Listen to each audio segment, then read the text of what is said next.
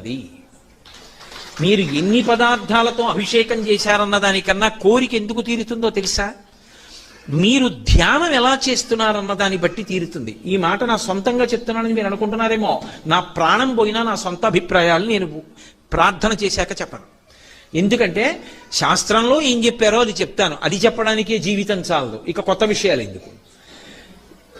ఆపాతాళ నభస్థలంత భవన బ్రహ్మాండమా విస్ఫురత్ జ్యోతిస్ఫాటికలింగమౌళి విలసత్పూర్ణేందువంతామృతై అస్తోకప్లుతమేకమీశమనిశం రుద్రాను వాకాన్ జపం ధ్యాయేత్ ఈప్సిత సిద్ధయే ధ్రువపదం విప్రోభిషించేచ్చివం.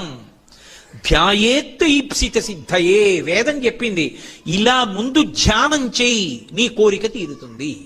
కోరిక అంటే అవసరమైతే తీరుతుంది అని అర్థం చేసుకోవాలి ఎప్పుడు.